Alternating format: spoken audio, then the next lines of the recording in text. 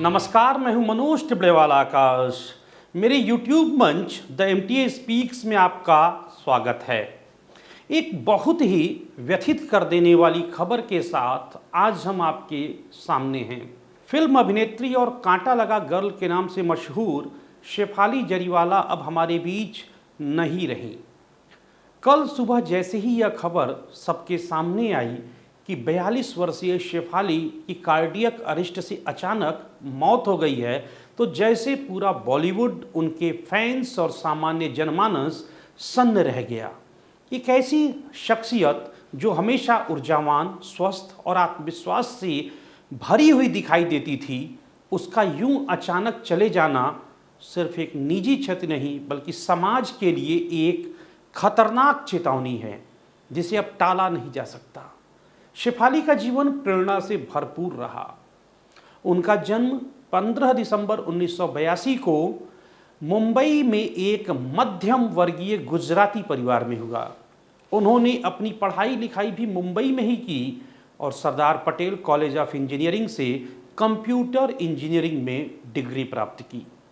एक समय ऐसा भी था जब शेफाली का सपना इंजीनियर बनकर कॉरपोरेट जगत में अपना करियर बनाने का था, लेकिन किस्मत ने उन्हें एक अलग दिशा में मोड़ दिया। 2002 में, यानी कि आज से 23 साल पहले, जब उनका म्यूजिक वीडियो कांटा लगा आया तो यह गाना भारत के पॉप म्यूजिक इतिहास में एक लैंडमार्क बन गया और आज 23 साल बाद भी उसी रौनक के साथ हर पब और बार में भी और लोगों के पार्टियों में गाए जाते हैं। शेफाली के डांस मूव्स, आत्मविश्वास से भरी अदायगी, एक्सप्रेशन ने उन्हें रातों रात देश भर में प्रसिद्ध किया। कांटा लगा गर्ल के नाम से वह हर युवा के दिल में एक तरह से मानो बस गईं। इसके बाद उन्होंने टीवी रियलिटी शोज जैसे बिग बॉस और नच बलिए में पार्टिसिपेट इन्होंने किया और दर्शकों की चहेती अभिनेत्री बन गई। उनकी और उनके पति पराग त्यागी की जोड़ी नच बलिए के मंच पर बेहद लोकप्रिय हुई थी। अभिनय और डांसिंग के अलावा शेफाली ने मॉडलिंग, विज्ञापन, फैशन शो और सामाजिक जागरूकता के कार्यक्रमों में भी सक्रिय भूमिका निभाई। हाल के वर्षों में वे डिजिटल प्लेटफॉर्म पर भी बेहद सक्रिय थीं। इंस्टाग्राम जैसे सोशल मीडिया प्लेटफॉर्म पर उनके लाखों फॉलोअर्स थे। वे फिटनेस, मेंटली हेल्थ, योग और मोटिवेशन से जुड़ी सामग्री time to time social media पर अपने फैंस के साथ शेयर करती थीं। उनकी प्रोफाइल आज के युवाओं के लिए एक तरह से प्रेरणा का स्रोत थी। एक महिला जो न सिर्फ पढ़ी लिखी थी बल्कि आत्मनिर्भर भी थी और सामाजिक रूप से काफ़ी एक्टिव भी।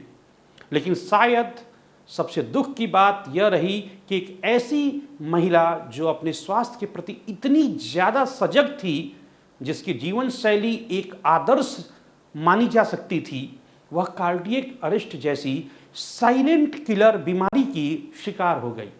कल सुबह जब शेफाली को चक्कर आया और वह बेहोश होकर गिर पड़ी तो उनके परिवार ने तत्काल उन्हें नज़दीक के अस्पताल पहुंचाया, लेकिन जब तक कुछ हो सकता था तब तक मानो बहुत देर हो चुकी थी। डॉक्टरों ने उन्हें मृत घोषित कर दिया।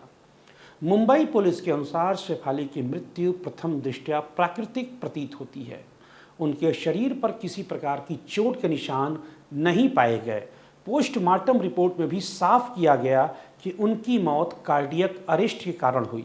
शरीर में कोई विषाक्त तत्व नहीं पाया गया और किसी भी आपराधिक एंगल की संभावना नहीं दिखी। उनके पति और अभिनेता पराग त्यागी ने मीडिया से बात करते हुए बेहद भावुक होते हुए कहा, हमने साथ में डिनर किया था। शेफाली पूरी तरह से ठीक थी। सुबह अचानक वे बेहोश हुई। हमने कोशिश की लेकिन कुछ नहीं कर सके। यह किसी बुरे सपने जैसे था।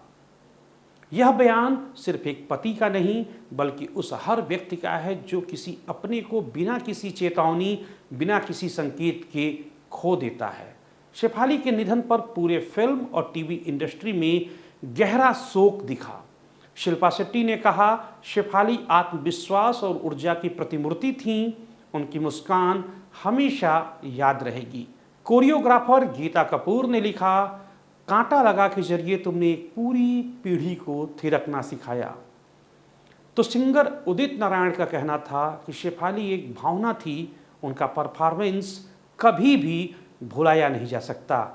अभिनेता अर्जुन बिजलानी ने कहा, कुछ दिन पहले ही एक इवेंट में मुलाकात हुई थी, किसे पता था कि वो आखिरी मुलाकात होगी।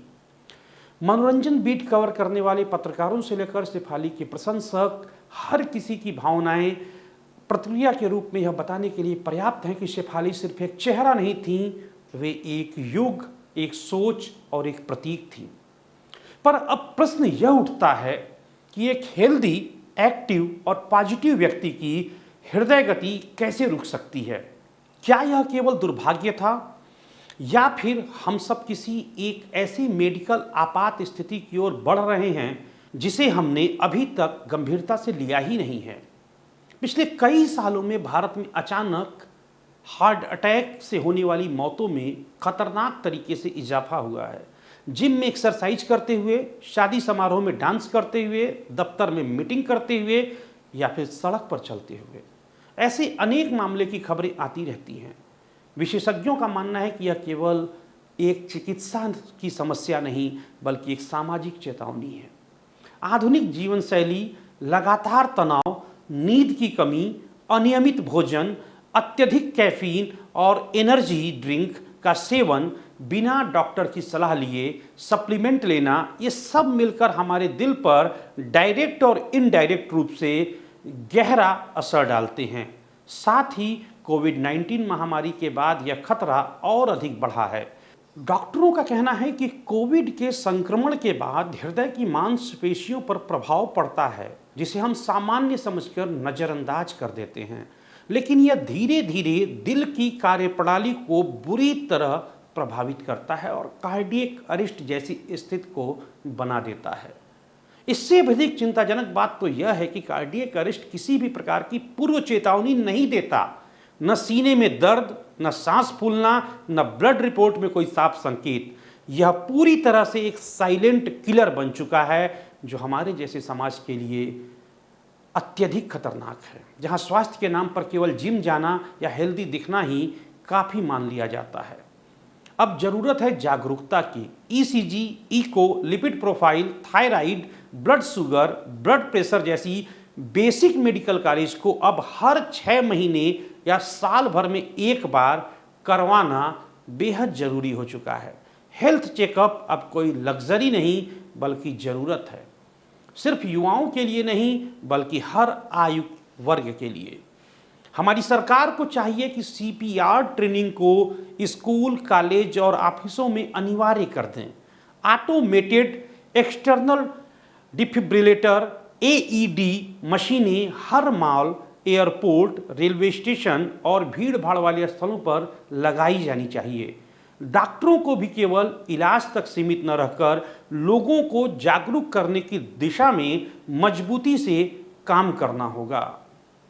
द एमटीए स्पीक्स के मंच से हम आपसे यही अपील करेंगे कि शेफाली जरीवाला की असामयिक मृत्यु को केवल एक व्यक्तिगत दुख या एक सेलिब्रिटी की किसी खबर के रूप में न देखें, बल्कि इसे एक चेतावनी के रूप में ग्रहण करें। ये घटना हर उस व्यक्ति को झकझोर देने के लिए पर्याप्त है जो यह सोचता है कि सिर्फ अच्छा दिखना, अच्छा खाना और सोशल मीडिया पर हेल्दी फीड डालना ही पर्याप्त है।